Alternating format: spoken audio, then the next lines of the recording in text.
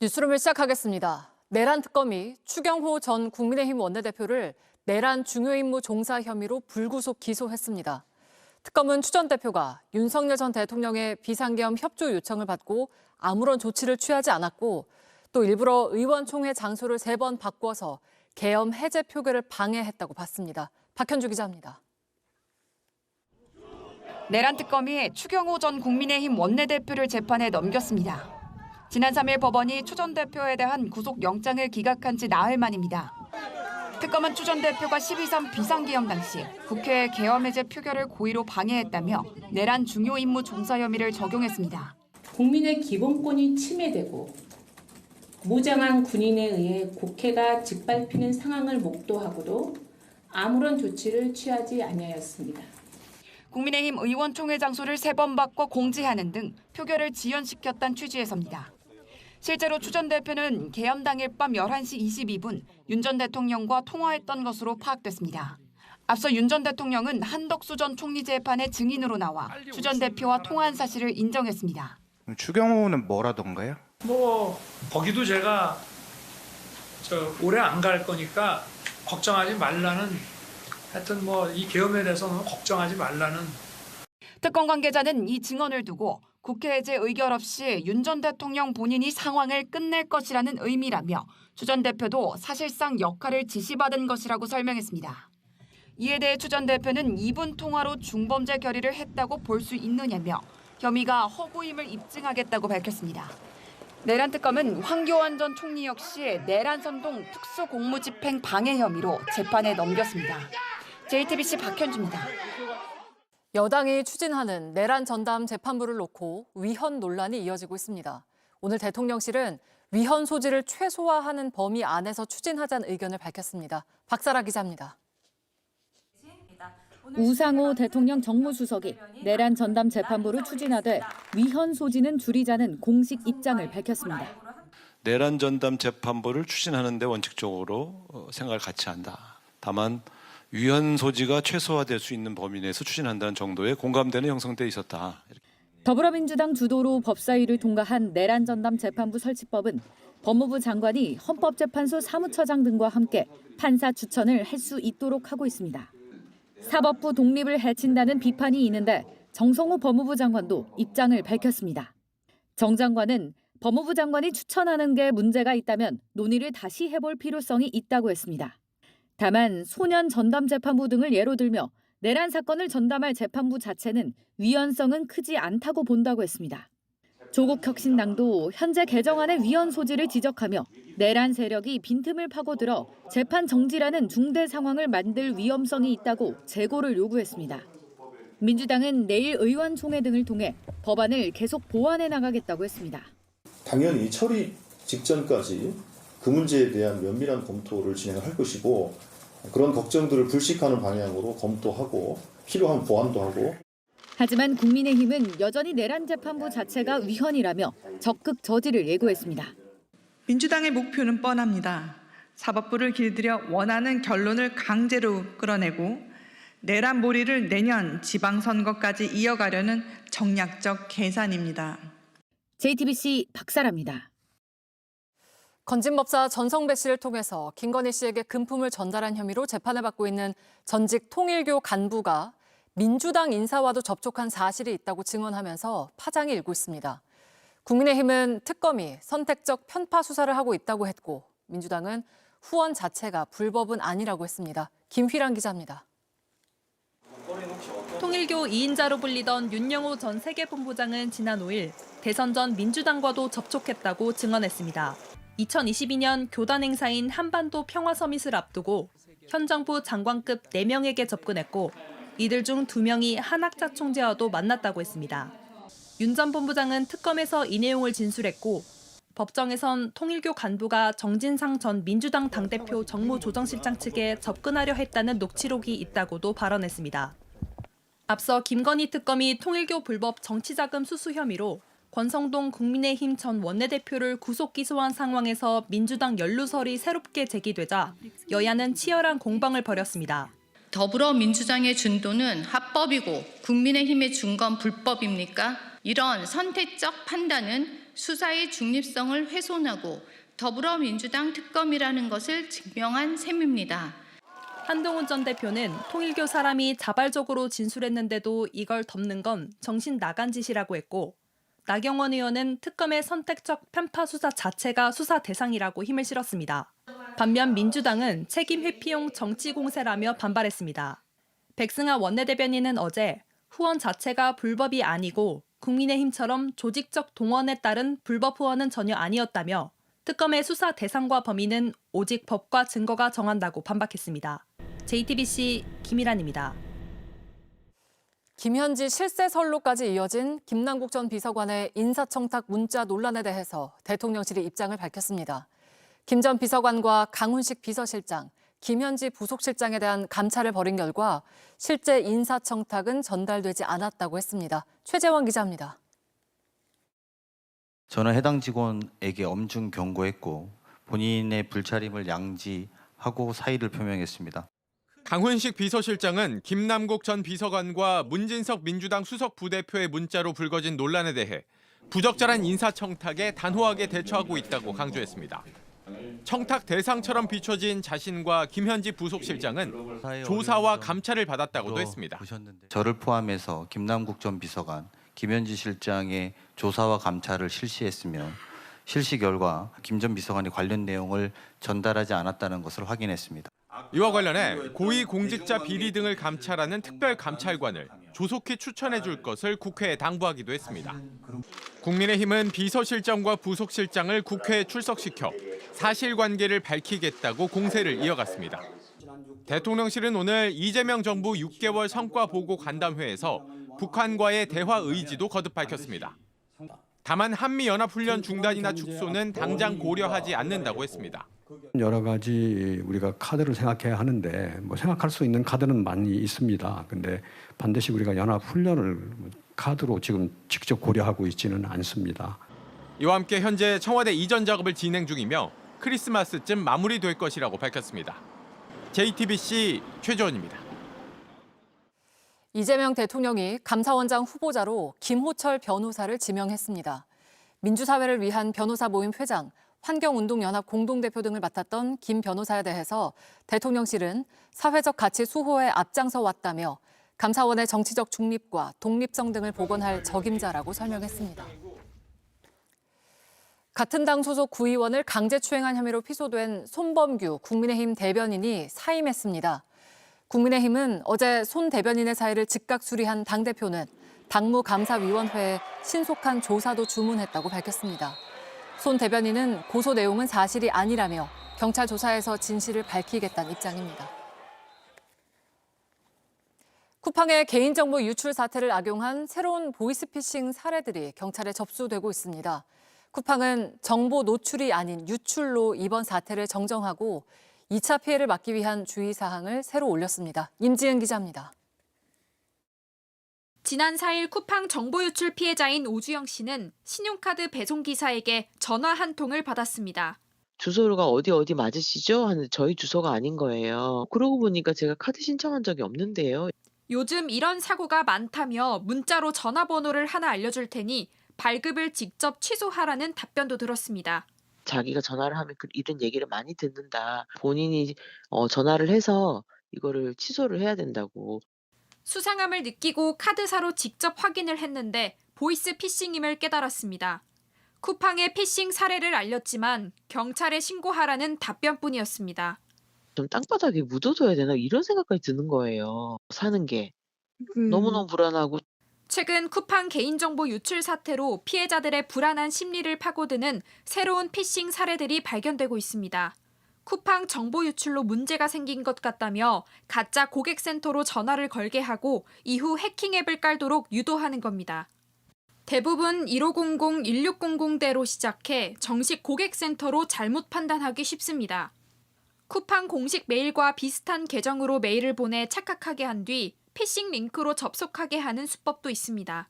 쿠팡은 오늘 정부 지시에 따라 정보 노출을 유출로 정정해 공지를 새로 게시했고 새로운 유출 사고는 없었다고 밝혔습니다. 또 출처가 불분명한 링크는 절대 클릭하지 말라며 스미싱과 피싱 등 2차 피해 주의사항도 안내했습니다. JTBC 임지은입니다. 쿠팡의 열악한 노동 환경도 도마에 올랐습니다. 일하다 숨진 노동자가 올해에만 8명에 달하는데 노동당국은 쿠팡의 노동 현장을 더 자세히 들여다보기로 했습니다. 현장의 목소리를 박상욱 기자가 들어봤습니다. 지난달 쿠팡 물류센터에선 닷새 간격으로 노동자 2명이 사망했습니다. 물류센터에서 야간 상하차 업무를 하는 50대 김모 씨는 이상하지 않은 일이라고 말합니다.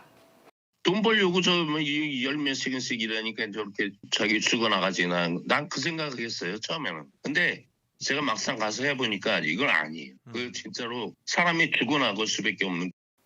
30년간 몫으로 일했지만 업무 강도는 비할 바가 아니었습니다. 이게 노가다도 1시간이라고 10분 쉬고 이렇게라도 해주는데 이거는 그런 것조차도 없다는 이거죠. 그 똑같은 일을 5시간, 6시간 한다고 생각을 해보세요. 밤을 꼴딱 새야 하는 새벽 배송 기사도 상황은 다르지 않습니다. 800원, 900원에 세탁기를 배송할 때도 있고 말도 안 되는 사이즈의 물건들을 그 가격에 똑같이 배송할 때도 있고 신선 포장용 가방을 회수하지 못할 경우 일자리는 사라집니다. 너네 이거 회수율 100% 안 채우면 내년 재계약 때 너네 이 라우트 클렌징 들어간다. 그리고 재계약에 어려움이 있을 거다라는 식으로 압박을 하는 거예요. 고강도 업무뿐 아니라 정신적 스트레스에도 노출돼 있다는 겁니다. 장시간 노동을 하며 긴장이 높은 운전 작업, 강도 높은 육체 노동, 마감 스트레스, 계약 해지에 관한 불안을 포함합니다. 각각의 요인들이 과로사 위험을 높입니다. 쿠팡의 사회적 책임을 요구하는 목소리는 커지고 있지만 오히려 쿠팡 측은 전직 노동부 공무원을 대거 채용하며 리스크 관리에만 집중하고 있습니다. 배송기사들의 노동력을 최대한 집약적으로 뽑아내는 과정에서 관련 법에 저촉될 소지가 있다는 걸 알고 있기 때문입니다. 올 들어 사망한 쿠팡 노동자만 8명. 정부는 오는 10일부터 쿠팡 관련 노동 환경에 대한 실태 조사에 나서기로 했습니다. JTBC 박상욱입니다. 보이스피싱을 차단해준다는 LG U+의 AI 통화 앱에서 통화 내용이 노출되는 사고가 났습니다. 외부 서버에 저장돼 있던 통화 요약 데이터가 내부 직원의 실수로 새어나간 겁니다. 박준우 기자입니다. 통화 중 보이스피싱 탐지 서비스를 통해 월 약 2,000건의 보이스피싱 의심 통화를 차단하고 있습니다. LGU+가 보이스피싱을 잡는다고 대대적으로 홍보해온 AI 통화 앱 익시오입니다. 어제 LGU+는 익시오 사용 고객 36명의 통화 정보가 노출됐다고 개인정보보호위원회에 자진 신고했습니다. 노출된 정보는 통화 상대방 전화번호와 통화 시각, 그리고 요약된 통화 내용입니다. 지난 2일 저녁부터 이튿날 오전까지 약 15시간 동안 새로 서비스에 가입하거나 재설치한 101명의 앱에 다른 이용자들의 정보가 노출된 겁니다. 고객 신고를 받고서야 상황 파악에 나선 LGU+는 개발자가 임시 저장 공간 설정을 잘못해 벌어진 일이라고 밝혔습니다. 그동안 통화 정보가 사용자 스마트폰에 저장되기 때문에 사생활 노출 문제가 없다고 강조한 것과는 배치된 상황.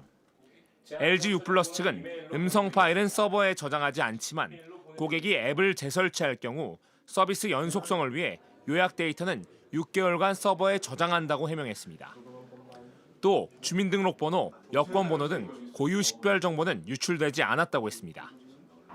하지만 개인정보 유출로 이어지는 직원의 실수를 막지 못한 상황. 통신사들의 보안 시스템에 대한 우려는 커지고 있습니다. JTBC 박준호입니다. 오늘 새벽 경남 창원의 한 아파트에서 불이 나 60대 부부가 숨졌습니다.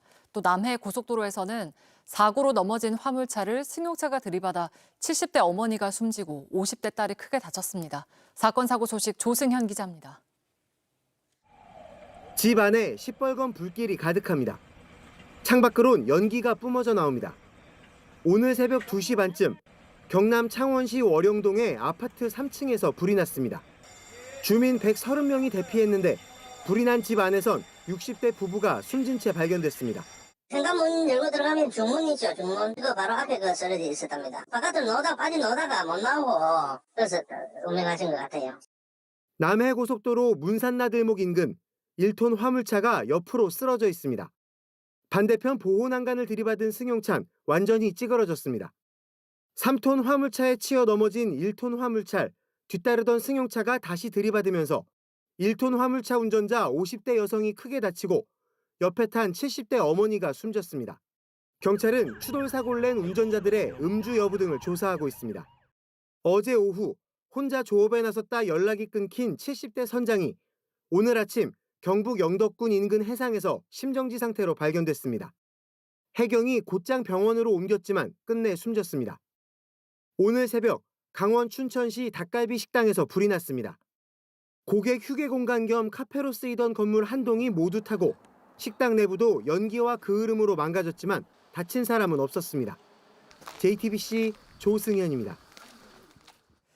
중국과 일본의 관계가 얼어붙은 지 한 달째가 됐습니다. 이번엔 일본 인근 해상에서 중국 전투기들이 일본 전투기들을 목표물로 포착하듯 레이더로 조사하면서 충돌 직전까지 갔습니다. 도쿄 정원석 특파원입니다. 지난 5일 중국의 항모인 랴오닝함이 일본 오키나와 서쪽 해역에서 포착되자 일본은 불편한 심기를 드러냈습니다.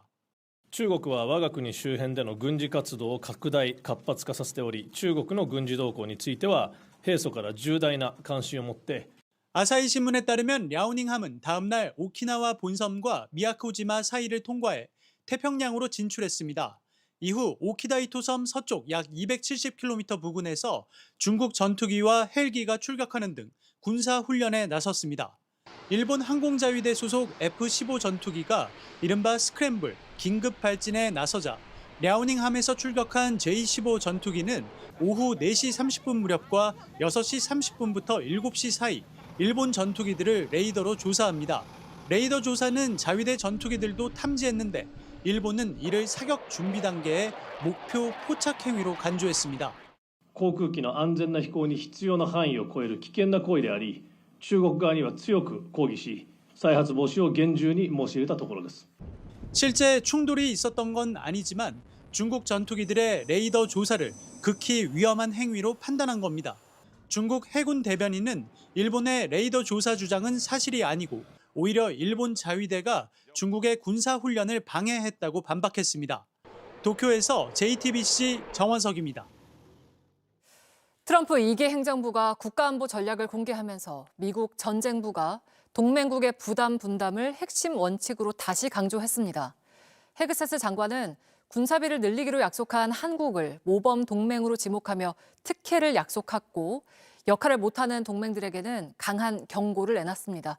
워싱턴에서 정강은 특파원입니다. 새로 발표된 국가안보 전략 NSS는 미국의 우선순위를 본토와 서방구 방어, 대만 방어, 중국 억제로 제시했습니다. 그러면서 각 지역의 방어는 해당 동맹이 스스로 책임져야 한다는 원칙을 분명히 했습니다. 레이건 국방 포럼에 참석한 헤그세스 전쟁부 장관은 한국을 포함한 이른바 모범 동맹을 직접 언급했습니다. Model allies that step up like Israel, South Korea, Poland, increasingly Germany, the Baltics and others will receive our special favor. 실제 우리나라는 지난달 미국과의 합의를 통해 국내 총생산의 3.5%를 핵심 군사비로 지출하고 재래식 방위에서 주도적 역할을 맡기로 약속했습니다. 반면 군사비 분담 의무를 다하지 않는 동맹들에는 노골적인 경고를 내놨습니다. We will no longer tolerate free riding. Allies that do not, allies that still fail to do their part for collective defense will face consequences. 한국은 이번 전략에서 대표적인 우대 대상으로 분명히 자리 잡았지만 미국과 일부 동맹들 사이에 부담 기준을 둘러싼 마찰이 커질 거란 전망도 나옵니다. 한편 헤그세스 장관은 지난 9월 베네수엘라 마약 운반선 타격 당시 생존자를 재사살했다는 논란에 대해 완전히 지지한다, 나였어도 동일한 결정을 내렸을 것이라며 전쟁 범죄 논란을 정면으로 돌파하겠다는 의지를 드러냈습니다. 워싱턴에서 JTBC 정강현입니다. 이렇게 미국은 중국의 대만 침공 억제를 최우선 목표로 두면서 우리에게 더 큰 역할을 요구하고 있는데요. 미국 하원 외교위원회 동아태 소위원장을 맡고 있는 영김 공화당 의원의 생각을 이지은 기자가 들어봤습니다.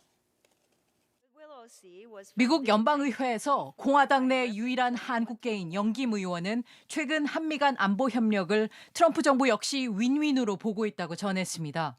우리 정부의 핵 추진 잠수함 개발은 미국 입장에서도 우선시되는 전략이라고 강조했습니다. I think that's going to help South Korea to defend itself from the North Korean threats. So there's a lot that our two countries can help each other with, like advancing our defense industrial base and build stronger deterrence, the posture in the Indo-Pacific. 미국이 대북 방어에 더 큰 책임을 한국에게 맡기는 건 군사적으로 팽창 중인 중국을 견제하는 데 방점이 찍혀 있다는 얘기입니다. What we need to do is we need to help our ally, which is South Korea, while we protect the sensitive technologies, transfer or materials that will remain strictly under U.S. control. We are going to help South Korea with the nuclear, capability if it's needed. 트럼프 2기 들어 북한 위협을 크게 다루지 않고 있는 데 대해선 이렇게 말했습니다. Honestly speaking, I think the situation in the Korean Peninsula has not been talked about as a number one priority issue. I would advise the administration, and I believe Secretary Rubio will too, that let's deal with North Korea, which is it will never abandon its nuclear ambition. JTBC 이지은입니다. 지난 1년 동안 비상계엄과 탄핵 정국에서 말과 행동에 나선 종교인들도 있었습니다. 이들의 이야기를 김재형 기자가 들어봤습니다. 김용태 신부는 지난해 12월 9일 시국미사에서 비상계엄을 신랄하게 비판했습니다. 묵시록의 이 사악한 용이 자리 잡은 곳, 그곳을 우리는 용산이라 부릅니다. 12월 3일 밤에 뭐라고 표현할까 고민을 많이 했습니다. 발광을 하였습니다. 내란 직후 혼란 속에 모인 신자들에게 거침없는 발언은 속 시원한 위로가 되기도 했습니다. 이게 너무 비현실적으로 보이는 거예요. 아니 어떻게 이럴 수 있지? 근데 묵시록의 내용이 보면 다 비현실적인 그런 모습을 표현되어 있습니다. 너무 맞아떨어지는 거예요. 김 신부는 계엄 당시 어렵게 지켜온 민주주의를 훼손하려는 시도에 분노했고 순교자들과 민주투사들을 떠올리며 자신이 해야 할 몫도 되새겼다고 돌이켰습니다. 미사 뒤 신자들과 거리 행진도 열었습니다. 소중한 걸 지키고 싶은 마음으로 모인 거예요. 계엄이 해제 안 됐으면 그 시국사를 이후로 계속해서 또 2차, 3차 계속 해나갔을 겁니다. 조계종 스님들도 지난 4월 2일 헌법재판소에 만장일치 탄핵 인용을 촉구하며 오체투지에 나섰습니다. 많은 국민들이 불안해했던 시기 가장 낮은 곳으로 몸을 던지는 오체투지로 간절한 마음을 보탠 겁니다. 온 국민이 다 일어났잖아요, 그 당시에. 정말 이 땅에 평화가 오기를 바라는 마음으로 했습니다. 거리로 나섰던 건 종교도 세상을 향해야 한다는 믿음 때문이었습니다. 그것 또한 수행의 한 몫이라고 저는 생각하고 하고 있습니다. 꼭 수행자로서의 나만의 안위를 위해서 수행하는 건 아니거든요. 지난 1년 시민들이 지켜낸 민주주의에서 희망도 봤지만 이런 일이 다시는 반복되지 않게 이제는 책임을 철저히 물어야 한다고 했습니다. JTBC 김재현입니다. 경기가 시작하자마자 골이 터집니다. 전반 55초 만에 선제골을 터뜨린 K리그 제주가 1부 리그에서 살아남았습니다. 반면 전통의 명가 수원 삼성은 내년에도 2부 리그에 머물게 됐습니다. 홍지용 기자입니다. 1부 리그로 돌아올 기회를 잡은 수원 삼성은 경기 시작 55초 만에 허탈하게 선제골을 헌납합니다. 권한규가 걷어내려던 공이 제주 김승섭의 몸을 맞고 흐릅니다. 뉴리 조나탄이 공을 빼앗아 옆으로 건네고 김승섭이 왼발로 쳐넣습니다. K리그 승강 플레이오프 역사상 가장 이른 시간에 나온 득점. 제주는 1, 2차전 합산 스코어 2대 0으로 여유 있게 달아납니다. 반면 최소 2골이 필요한 수원은 창이 무렸습니다.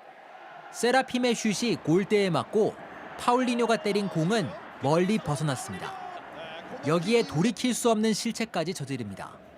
전반 40분 수원 이기재가 공중볼을 막으려다 발을 높게 들어 제주 김준하의 정강이를 걷어차 퇴장을 당했습니다. 수적 우위를 잡은 제주는 전반 추가 시간 4분 유리 조나탄이 공을 따내고 이탈로가 이어받아 다시 골망을 흔듭니다. 다급한 수원은 후반 시작과 함께 4명을 교체했지만 승부를 돌리지 못했습니다. 결국 제주는 합산 스코어 3대 0으로 1부 리그 잔류를 확정지었습니다. 반면 창단 30주년을 맞은 수원은 또 승격에 실패했습니다. 2년 전 K리그1 꼴찌로 창단 첫 강등을 겪었는데 시즌 내내 고질병이었던 수비 불안을 해소하지 못하고 고개를 숙였습니다. 변성환 수원 감독은 경기 직후 사퇴하겠다는 뜻을 밝혔습니다. JTBC 홍지웅입니다.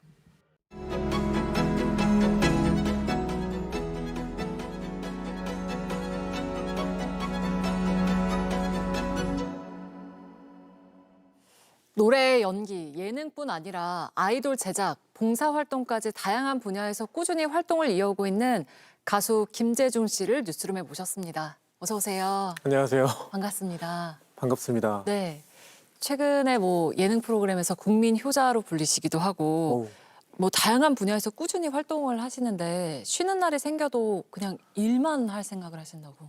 주변에 그 환경의 문제 때문에 일이 잠깐 줄었을 때가 있었어요. 네.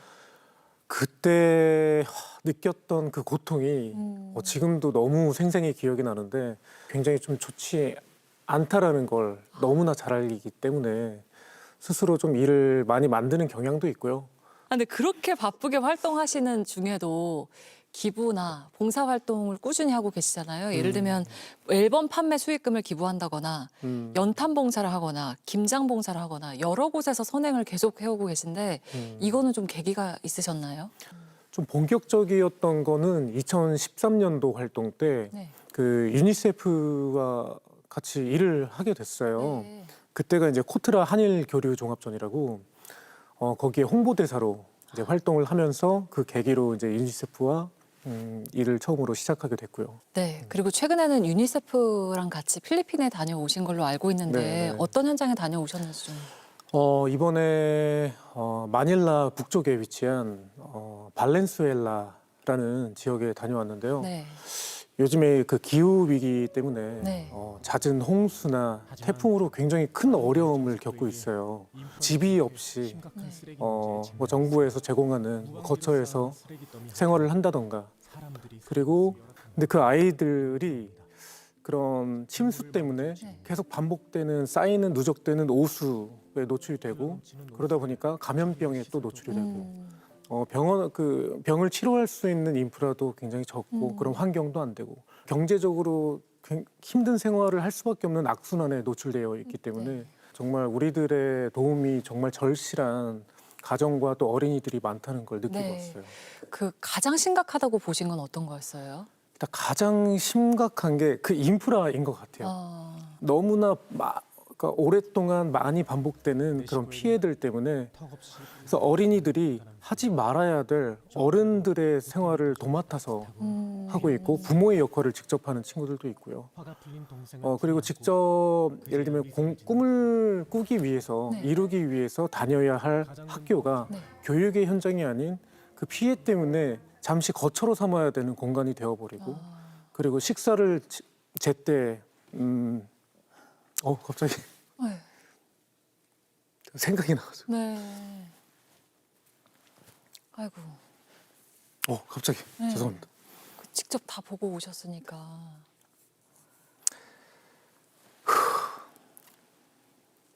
그 식사를 못 해요. 식사를 할 수가 없어서. 그 친구들은 그게 꿈이에요. 그 안전한 공간에서 웃으면서 식사를 하는 게 그들의 되게 소박하면서 큰 꿈이거든요. 그래서 저도 이번에 갔다 와서 이제 느꼈지만 그들의 처한 상황을 전 세계에 있는 많은 분들에게 같이 공유하고 그리고 또 이해할 수 있는 그런 모습들을 보여주는 게 사실 첫 번째 취지였고요. 저 개인적으로는 그들의 꿈을 듣는 거였어요. 꿈을 듣고 역으로 그 꿈을 이룰 수 있게 지금 상황을 변화시키는 뭔가 시발점을 만들어야 되지 않을까라는 게 목표였고요. 네. 그 아이들이 어떤 꿈들을 이야기하던가요? 가장 가까운 곳에서 존경하는 사람이 누구일 것 같아요? 가장 가까운 곳에서 가족을 제외한 선생님이고. 선생님이에요. 그래서 대부분의 아이들이 꿈이 선생님이 많더라고요. 네. 그래서 그 친구들이 예를 들면 자연재해가 일어났을 때 첫 번째로 지키는 것이 자기들 몸보다도 공부할 수 있는 책가방과 공책이에요. 젖으면 안 되니까. 가장 인상 깊었던 건 그런 수많은 최악의 상황에서도 웃음을 잃지 않는 모습들. 지금 어쨌든 내 비를 막아줄 수 있는 천장이 있다. 그리고 한 끼 식사를 할 수 있는 일거리가 있다라는 거에 감사하면서 미소를 잃지 않더라고요.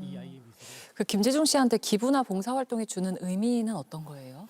이제 직접 어려움을 이제 겪고 있는 친구들을 찾아가서 직접 만나서 재능 기부를 한다거나 그들의 이제 마음을 같이 이제 또 공감하고 교류하면서 오히려 제가 배우는 것들이 너무 많더라고요. 네. 그러니까 기부라는 게 단순히 누군가의 인생을 바꾸는 데에도 목적일 수는 있겠지만 저와 그리고 그 아이들의 서로 상호적인 변화를 이끌어내는 되게 소중한 순간들인 것 같아요.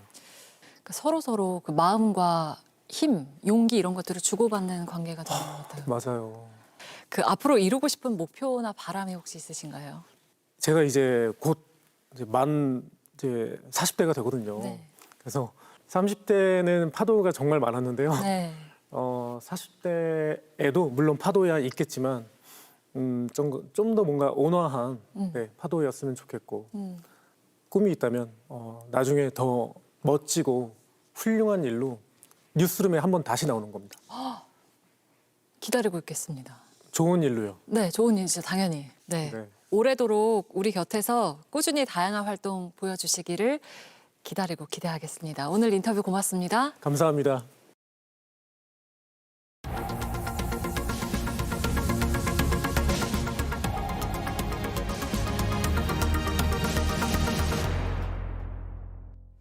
눈도 없고 포근한 대설이었습니다. 내일은 기온이 다시 평년 수준으로 내려가겠습니다. 내일 아침 최저기온은 서울 0도, 대전 2도, 광주 6도를 보이겠습니다. 당분간 동해안을 중심으로 대기가 매우 건조한 만큼 산불 등 화재가 발생하지 않도록 주의하셔야겠습니다. 뉴스를 마치겠습니다. 고맙습니다.